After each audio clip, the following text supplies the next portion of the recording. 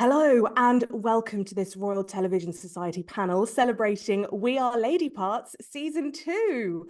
I'm Woohoo. Rhianna Dillon and I'm a film and TV critic. I am so thrilled to be chatting with the creatives behind the award-winning comedy series, which is produced by Working Title Television, which is part of Universal International Studios, which is a division of Universal Studio Group.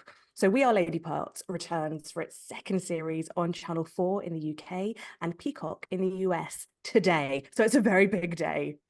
I'm just so excited to be joined by the incredible creator, writer, director, executive producer.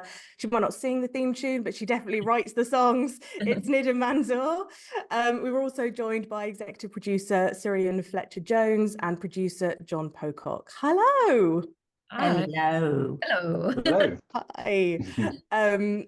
Congratulations. It's out now, finally. How does it feel to have your work out there? I mean, for me, it just feels like it's been a long time coming, and I'm really excited to share season two with the world finally. I mean, we've spent a long time building it, creating it, so it feels really exciting. Could you ever have anticipated the reaction to the first series? No.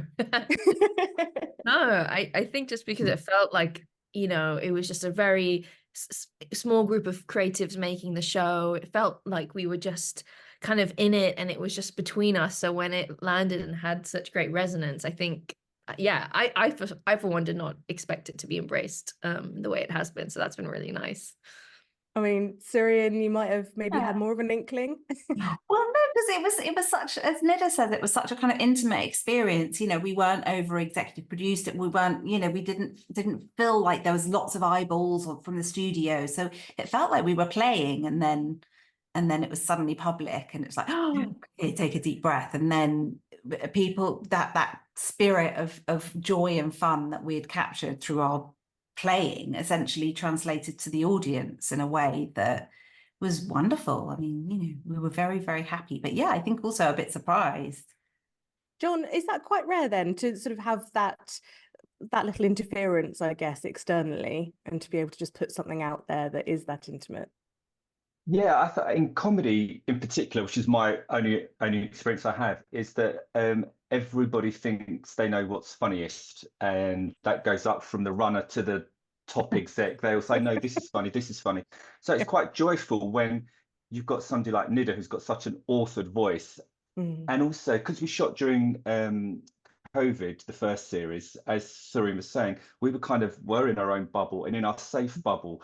Mm. And so we couldn't have loads of execs coming down all the time. Surian came down as well, but there wasn't like loads of the big cheeses. So we were left to get on with it. And actually that was quite refreshing. And also in the edit, we couldn't have lots of people coming into the edit. We could have notes, but everybody was kept at an arm's distance. And I think on this particular occasion, that's been our benefit because it's let Nida find her voice and find her vibe, and all of us find our vibe. And so it's benefited the show. But yeah, it's very rare because normally you've got somebody saying, "Oh, that's not funny, that's not fun," whatever, all those kinds of things. Yeah. I love that you found the silver lining of the pandemic. Well done. Um, and what did you learn, Nida, about the making of season one that helped you advance season two? Yeah, I mean, everything, I learned how to work with my actors, just the breadth of their skills, their talent. I learned my collaboration with my creative, my production designer, my all my creative team, my editor. It was just we just found this groove and this working relationship, and it was all established through season one. So season two, it just felt like everything was ready to go, and all those creative relationships were just so strong at this point that we had such shorthand. So I just felt like I could collaborate even more deeply. I could write more freely. I felt so supported, and that was just through gaining confidence and in creating season one. Also, I made a film, which also helped me kind of gain in confidence and grow again. So season two, it just has felt like the most joyful thing I've ever made, just because all those collaborations were really kind of singing in a way that I hadn't experienced before. I mean, you mentioned polite society, and this series is about success and what happens next. So what did you sort of learn from your success of series 1 and Polite Society that sort of influenced the shaping of series 2 of Lady Parts? Wow. Yeah, you know, the question of success was something that sat with me sort of pre-season 1, Polite Society. It's just been something of a personal thought of mine, of like, how do we grapple with this question of success? You know, it was also something that came up in my writer's room, as you know, I had a great group of Muslim women, and we were all kind of talking as artists of like, what is true success? Is it, you know, just having a safe space to create, or is it these kind of bigger accolades and outside validation? And it's just something I think that felt really true for the band after season 1, where you see them just be this DIY punk outfit just trying to get a gig, and now season 2 to have them brush up against the sort of mainstream industry and to see how that kind of challenges each of them in different ways was really interesting. So yeah, it sort of just come through the various things I've been through. And Surian, were there any sort of, I mean, the phrase I'm sure is going to be bandied around a lot, and I'm sorry, but the difficult second album pitfalls that you were keen to avoid with this one? No, I wouldn't say that, because, you know, Nida from the get-go knew that she wanted it to explore this theme of success and what that means, and how fulfilling it is. You know, we so, particularly in the West, define it as the American dream, and you know, is that all? Like, I think it's a really universal question as well. I don't think it just pertains to our industry or the music industry that the girls are in. I think it's something that we all have to face. Like, it's, you know, external validation and financial success. The meaning of success is for us as humans. So Nida was so clear that's what she wanted to explore. And then also like, Nida's process is very quirky, so, you know, and playful. So, you know, she doesn't come at it like I would, with a kind of producer brain on, wow, we need to have the building blocks of the story in the first act and the second act. You know, it's more like, oh, I've got a funny idea over here and a song lyric over there. And it's so we kind of, you know, she just was already in that playful mode when we kicked off. So I knew it was all going to come together, and it did. Well, we think it did. It absolutely did. John, as you know, a long-time collaborator of Nida's, what did you see as your primary role when it came to realizing Nida's vision for series 2? I don't know. I suppose the first thing I was going to say is that the second album thing is that that never worried me either, because I just thought there's so many great ideas in Nida's head, and working with Surian as well, that there was never that pressure never really occurred to me. But in terms of working on series 2, all I know is that we'd made Polite Society and we'd had scale there. And I think the thing that I really wanted to bring, like, from what I could bring to the show, is like sense of scale. So maybe there's a couple more stunts, there's more essays to deal with, there's bigger set pieces. So all of those things are things that kind of got me quite excited. More music. I love the music in the show. So I mean, it all comes from Nida, but I think it's my job, along with Surian and the rest of the team, to kind of encourage that and bring out the best in Nida and for the show. So that's the thing that really kind of gets me excited and gets me up at 5 in the morning to go to set, knowing that, like, hey, we can put Sarah on a wire, or we can do a big, I don't know, big scene, a big band scene, you know. And you know, the opening of episode 2 where they play Britney is epic, you know. So yeah, that's episode That was the 3. other thing. We were, because of COVID and season 1, we had to shoot most of it in the studio, didn't we? And then season 2, we were sort of able to go out on location. And so that was just, we had the guys, Nida and John, had a lot of fun with that all around town. I mean, not to take Nida's words, but it's like we went to some gig venues where she went to when you was younger, and I've been to dogs. I know them in Tottenham, in Hackney, all around there. And to have actual, you know, we did have essays in series 1, but we had to kind of keep moving them around. Whereas this time, there's never enough essays, but we had more, and so the scale and the joy came out as well. How refreshing is it to hear producers be like, oh, I wanted more, I wanted it bigger, I wanted to encourage, like, you know, huge set pieces, as opposed to going, we had to scale it back. And, you know, how lovely to hear it that way around. It is very rare, I'll say that much. It doesn't always happen. It doesn't always happen, by the way. I like There were a few no's that were. Yeah, there were a few. uttered. Yeah, I'm loving this John. I'm just like, I remember it differently. No, John has been so encouraging, and no, and he's right. You know, after making Polite, we did want to end season 1. We wanted to push it up a gear. It needed to feel elevated, and that was definitely something that was encouraged, you know, for both John and Surian. So that, yeah, it was incredible.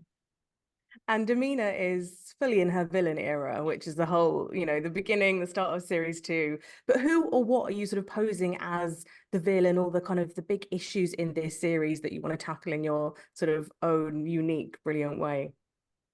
Yeah, I mean, with Amina specifically, the villain era just represents her kind of difficulty to step outside the sort of people-pleasing mentality. You know, she's so concerned with what others think of her, and we see that in season 1, where she's really trying to hide the different aspects of her life from the, you know, from her best friend Noor. So for season 2, I just really wanted to evolve her to a place where she was like, no, setting boundaries, having non-negotiables, and, you know, and just really enjoying seeing her quote unquote behave badly, you know, which is just make her own decisions and have agency. You know, it's just really fun but that's her villain era, is just having boundaries. So it was really fun to just kind of show that, because I think it speaks to a truth that, you know, as women especially, and as women of color, like, you can sometimes feel you need to fit in a box and not upset the apple cart, and you know, and just kind of morph yourself to fit what different people want from you. So, you know, there's definitely some catharsis in getting Amina to like evolve out of that and be a bit more of a badass.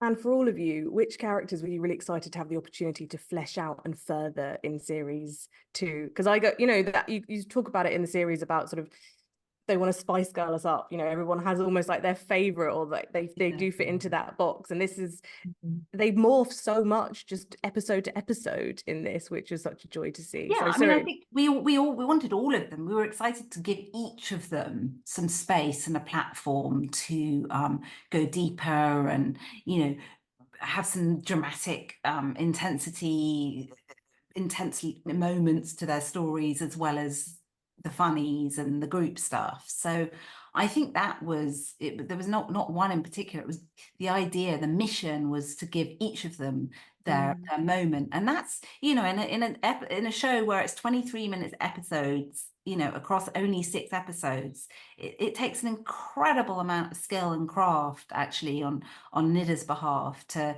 do justice to those 5 within the time that she's got. So it's deceptively, it seems like a simple show, but it's actually deceptively difficult. It's really, the band are a character in themselves, and then you've got each of the 5 in their own storylines and worlds. So we had to be extremely economical with our storytelling, but Nida smashed it. So yeah, I think she did really well. John, what do you think the actors have brought to their characters that you didn't foresee necessarily, or how have they built on them from series 1?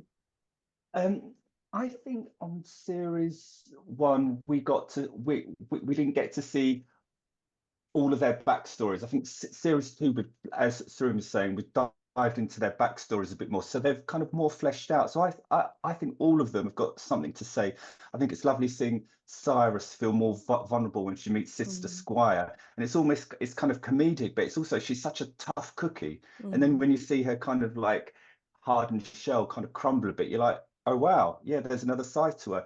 And Bisma is more than just like Mother Earth. She's got a whole thing about her identity and all of that side to her. So I think it's just seeing all of them delve a bit deeper, and also reveal their singing talents. You know, they've all got kind of more strings to their bow than we realise. They've all learnt to play the instruments.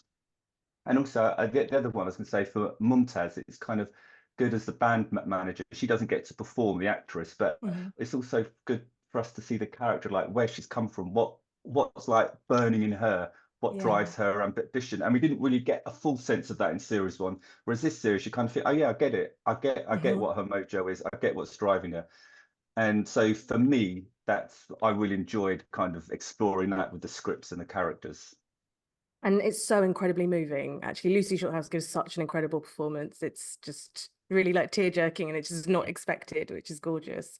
And Nida, can you talk about, because Aisha goes through something with her girlfriend Laura, and it kind of goes in a direction that I wasn't necessarily expecting. So how non-conforming did you want to be with some of your story arcs? How much is it about sort of upending people's expectations of where they think a storyline is going to go? I don't think it's ever that question of upending expectations, more of kind of capturing that sort of gray area and that those nuances and the kind of contradictions of how to be. You know, anytime I found that I was having in my writer's room, you know, different women were disagreeing, or there was different points of view, different ways to do it, I was really drawn to that. So I think I was more led by just showing the complexities rather than like going into to upend. I think that's what led me. I think because Bisma goes through an identity crisis in the show, which she struggles to articulate, and it's you sort of it's the way that you don't explain. You don't have to always explain. There doesn't always have to be like a happy exact answer at the end of it, which I love. So can you talk about that storyline and how you sort of figured your way through that? I think you just nailed it. Some of these issues and themes, and even as I was discussing in my writer's room, they come up and they're really hard to clearly define. You know, they're kind of nebulous in their feelings, and it's just, and so for me, it was just allowing that character to just kind of free fall through those different thoughts and thinking, and ultimately find her own self-expression and self. But I didn't want to basically label it for the audience. I think what I really enjoy is allowing the audience to meet the work and have their own interpretations. I didn't want to give answers, you know, with like Syra's relationship with Sister Squire. Again, you know, it's complex. It's like, is she giving her advice? Is she a hero? Is she problematic? It's kind of all these things. And it's really what I find most exciting is just sort of presenting it to the audience without the kind of answer, and sort of allowing them to kind of find their way through these things, because, you know, I think these complexities and nuances aren't clear, very, you know, but that's what excites me. I love looking at those areas where it's kind of, it's one thing, it's the other, it depends on who you are, you know, it's so many different points of view kind of crashing together. There's one line that sorry to interrupt you, there's one line that is it Syra that says we contain multitudes as people, and I just love that, and that's always really been at the heart of the show, actually, that, you know, someone can be this and that rolled into one. Yeah, absolutely. And that makes sense, you know, and that's really at the core of the show, and what Nida is brilliant at capturing those nuances. Of course it is. And I guess there's always the temptation, isn't there, in like you say, the 23 minutes to sort of make things so neat and tidy. And that's the joy of Lady Parts, is it's not, because we're not. No, yeah. You mentioned Sister Squire. Let's talk about getting onto Mira Sial on as a cameo. So John, first of all, was this, because she's talked so, you know, so much about her eagerness to work on this show, but you used to work with her on the Kumars, is that right? Yes. So yeah. Tell us about that collaboration and bringing her through to Lady Parts. Well, it's all down to Nida. I think she is somebody that Nida has looked up to for years. But I used to watch, as a lover of comedy, I used to watch Goodness Gracious Me like years ago. Oh yeah. and I know that show means different things to different people, but ultimately it's just a very, very, very funny, well-written show that everybody loved. And so I've always wanted to work with Mira, and I did on the reboot of the Kumars, but that was like a few years ago. So it's been a kind of ambition of mine as well, because she's also an awesome actress and a very funny comedian as well. But I think for her to use her in the show was a kind of a drive of Nida's, I think. So I was more than happy to kind of facilitate that and get stuck in and negotiate with the agent and all that kind of stuff. But I think it's because she used to be in a band herself years ago. Really? So she's got, I don't think it was a punk band. I think she's a bit embarrassed about it, but I can't remember what it's called. But so I think she shares some of the experiences of Sister Squire as well. But yeah.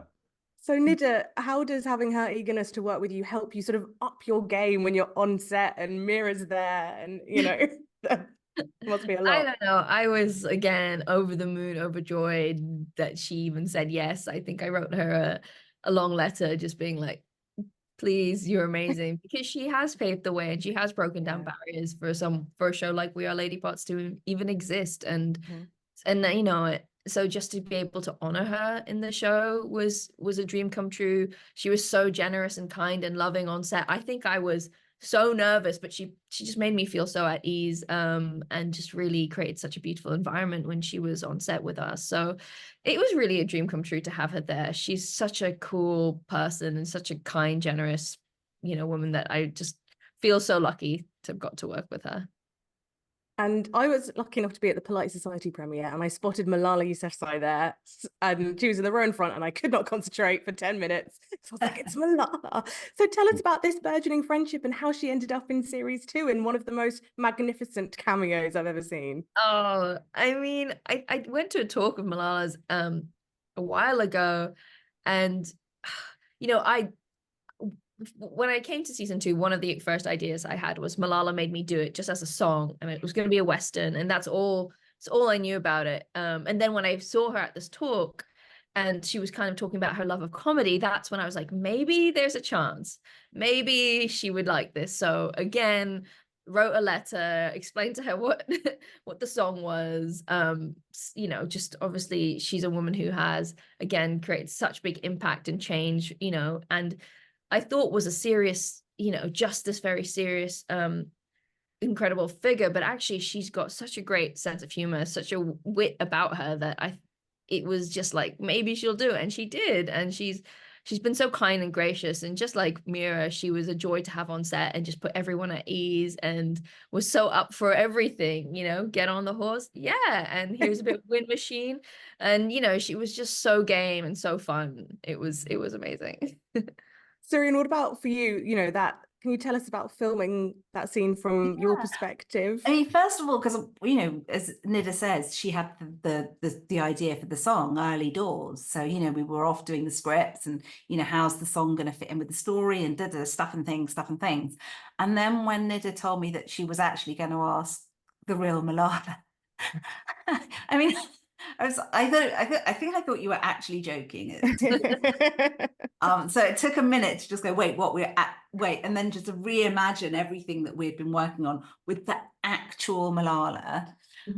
Okay, so she said yes, incredible. And the set, the set design on that day was just spectacular. So that was the first experience, is walking onto Amy's incredible set design. And she had, it was kind of, it brings a tear to your eye when you see artistry to that standard, you know. So yeah, I mean, it's crazy. It's one of those days that it's a pinch me day, you know, you just cannot believe what's going on, frankly. But incredible, what an honor. And as Nida says, she was just such a delight and so giggly with the other girls, and you know, it was nice to see her have fun, and you know. Yeah, and the song is a banger as well. Absolutely. I was just going to say, and that was a day where scale came in. So we had the big camera on a crane, like the girls were giddy with excitement. So there was a nervousness on set. Yeah. The floor was packed with crews, like even the caterers were there having a little nose. So it kind of like gives you a sense of like, this is special, like let's not muck it up kind of thing. And that kind of somehow that makes you raise your game a little bit as well. But that's where we had scale and the lights, and we had, you know, and a pre-light costumes. session. Costumes were wow. The costumes, if you look at when you see it, the costumes are, you've seen it, haven't you? The costumes are amazing and all bespoke just for that one scene. Which is, you know, you wouldn't normally do those kind of things. So you know, the really makeup, everything, cowboy outfits for each of the girls' different identities, you know. So good. Yeah, so it is gorgeous. But why a Western, just out of interest? You said it was a Western, it was always going to be a Western. I mean, I've heard they're dead in the water, so what's going on? I don't know. I don't know what happened. I mean, then Beyonce, you know. I know, but you must have written that way before the song came out, right? I do love a Western. I think it's my love of genre movies just as a kid growing up and just being like, I want to have my Western moment. And You know, Polite Society is full of like Eagle Cry, Clint Eastwood style standoff. So I think it's also part of the filmmaking that has shaped me. You know, there was a song, The Man Who Shot Liberty Valance, that was actually a big inspiration because I just love those old Western songs that are just really macho and about like men being swaggering in and shooting up the place. Whereas like, what about like this sort of hype track, but for Malala? It just, the thought of it made me laugh. And whenever something makes me laugh, I like write it down and make a note. I'm like, maybe this could be a thing. And then when I got in the room with my siblings, that song just was immediately flowing, and it was just so fun and silly to do it in a Western style that we, you know, and with all the band putting on those accents, there's a silliness to it, which I was really loving. And can you just, while you're in this space, talk us through what that looks like when you're writing with your siblings? Can you take us into the room? What is there? How are you writing? How are you throwing ideas around? What are you playing? Yeah, I mean, you know, we grew up making music, writing songs together, and like one of us would show up in the other one's bedroom, be like, I've got the song, and this sort of yeah, the act of writing songs is very kind of organic. For Lady Part season 2, we had a week in a studio in Bristol, and yeah, every day we would sort of come together, we'd go and get snacks for the day. Like that was part of the rituals, like what we're gonna eat, so that had to be figured out. And then we would come together and I'd bring in basically a song title, like it was Malala Made Me Do It Western. And I give my siblings some detail of like, it kind of comes up in this way. And then we would brainstorm lyric ideas. I think for season 1, I did less of that with my siblings. I was brainstorming lyrics mostly on my own. But then again, just having made those season 1, the trust and the collaboration was even deeper. So we just wrote, my brother and myself, we were just kind of brainstorming lyrics, silly song ideas, talking about what we did at school that was funny. Malala Made Me Do It. You know, skip choir to chase boys. My sister did that. I'm like, you did that? All right, that's a lyric. You know, Malala Made Me Do It. So, you know, it starts like that. And then my brother will pick up the guitar and then we'll start singing.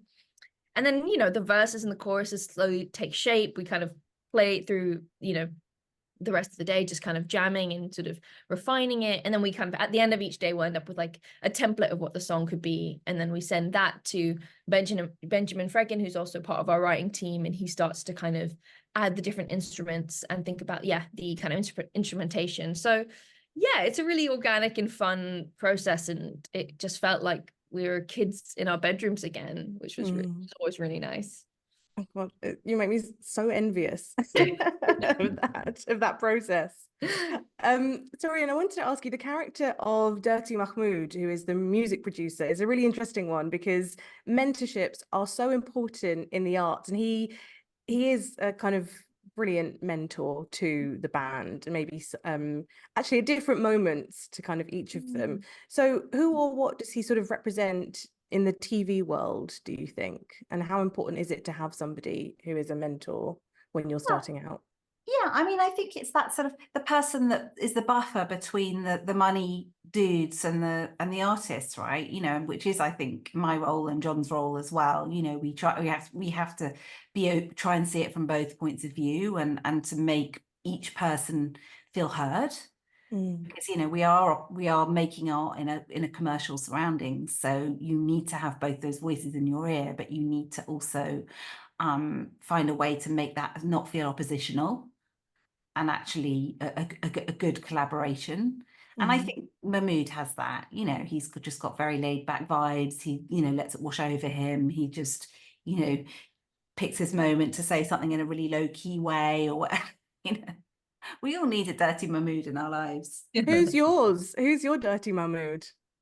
Oh, that's really interesting. What a great question. I mean, you know, I've got incredible mentors in Tim Bevan and Eric Fellner who run Working Title. You know, they've made however many hundreds of movies between the two of them. So, you know, I'm just incredibly lucky to be able to trot off up the stairs. And, you know, I mean, they really know about filmmaking, you know, so yes, that's kind of, you know, as mentors go, I don't really think it gets better than that. I'm very blessed, really blessed. Surian is a great mentor, by the way. to me. She's an all, so Oh, she's also one to lots of people. So yeah. And John, I mean, even for you, looking back over some of your past projects, like the Kumars, were like Some Girls, which I loved because I was seeing. I mean, there was you know, an actress in it who had the same surname as me, and that never happened. There are no Dylans, and now there are. Like Chewing Gum, you know, you have a history of amplifying young, diverse female voices. So tell us why you're particularly drawn to those projects.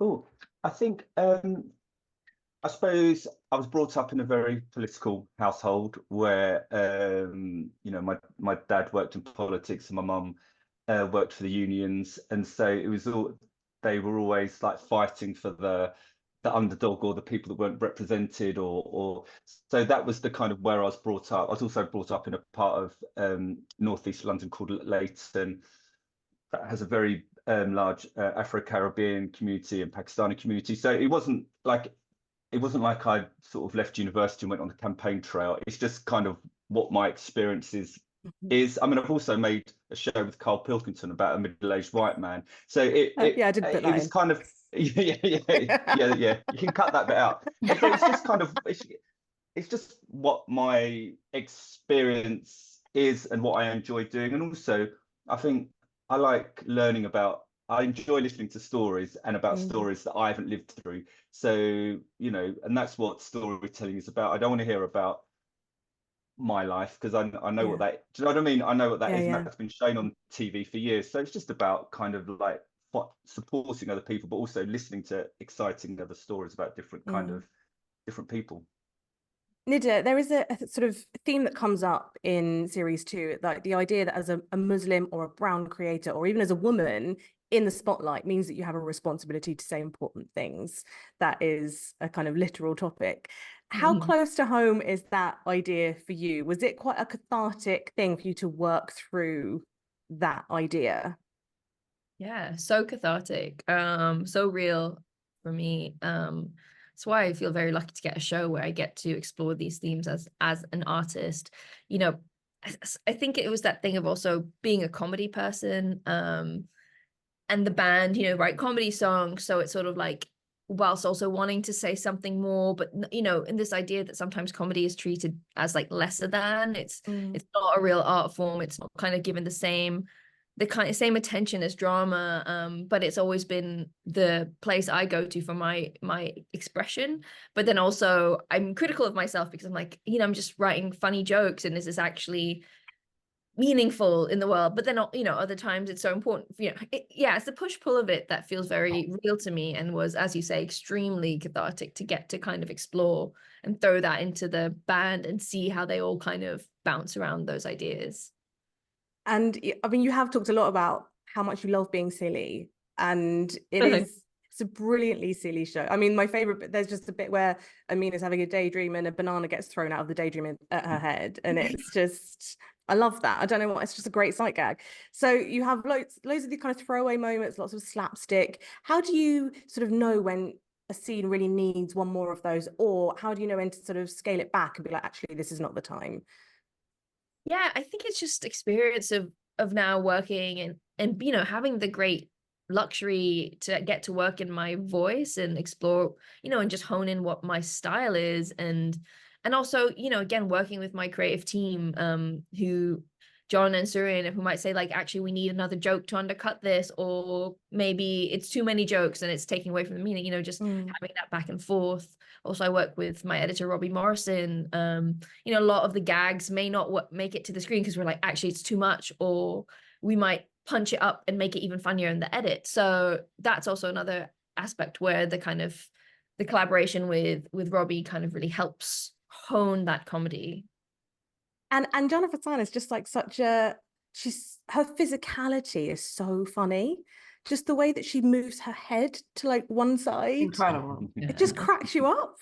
Like, just having actors who are able to do that without anything must be such a joy. Yeah.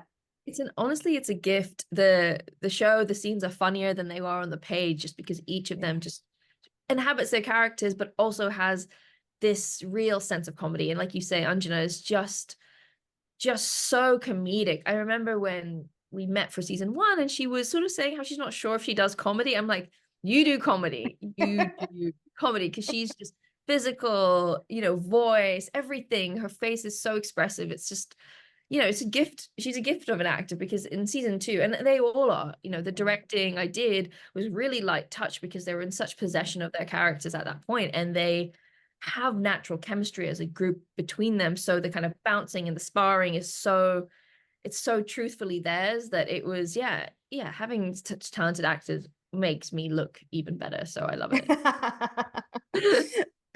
There is just one thing that really kind of struck a chord in me about like the fear of the next generation, but also like the love of the next generation. So talk about Second Wife, which is, as they say, such a good name, and the sort of, I guess, you know, we're, I think, roughly the same age, about sort of being at that place where you still maybe don't feel like you're there yet, and there's already people coming up behind you, and the sort of push-pull of wanting to encourage that, but also wanting to advance yourself.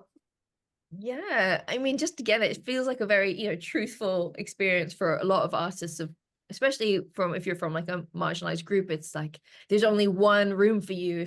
If what, you know, if someone gets a job, there's like no space for us, and there's this kind of narrative that we often just absorb and kind of take as fact. And I just really wanted to explore that and upend that, and I love the question of generational sort of, yeah, tensions and love, mutual respect, and just all the difficulties within that. You know, you see Sister Squire and Lady Parts, and then Second Wife, these sort of spans 3 generations, because I really wanted to see the tensions, you know, the older generation not having the same opportunities as we have, and who've had to work even harder, and then new generations again not seeing what the older ones have gone through. It's just like, it's really fun. It's just so rich for storytelling and humor, and, you know, I love seeing, you know, Lady Parts feel threatened, because they're so like, we're cool, we own this, and then just to see them just, you know, Aisha just be totally destabilized by this kind of upstart band was just also really comedically fun to think about. Yeah. And before we wrap up, I just want to know, because you sort of feel like it's so uniquely our humor, but how is it like it's doing incredibly well in the US? So tell us, John, was that a surprise, or was that always the intention? It was always going to travel really well. God, I don't know. Surian might be more of an expert on that. I think, though, just from my point of view, is that we had really good notes from the American exec at Peacock, who understood their industry so well. And also, British shows do have a long history of traveling well overseas, some more than others. Also, I just think a funny show is a funny show. Like, you can watch a show in a different language, and it's just funny sometimes, even though you can't understand what they're saying. So for me, when I watch Series 1, you could watch this in any country in the world, and I think you can have the language off and you just find it funny. I mean, Working Title has built, you know, it's global reputation on that basis, you know, that comedy travels, and, you know, particularly British comedy. So that's, you know, why I'm sitting within the 4 walls that I am in my office. You know, the whole thing was built on that. Yeah. It is such an incredible feat, and I'm so glad that it's out there now, series 2, for everybody to watch. So as a reminder, the brand new series of We Are Lady Parts is available to stream on Channel 4 in the UK, Peacock in the US today. And a massive thank you to all of you, Nida, Surian, John. It's been a real pleasure, and I hope that everyone watching has enjoyed today's RTS panel discussion. And don't forget, you can head to the RTS website now to see all of the upcoming events. They're not going to be as good as this one. I'm biased. Thank you so much, guys. Thanks, Rihanna. Thank you. Bye-bye.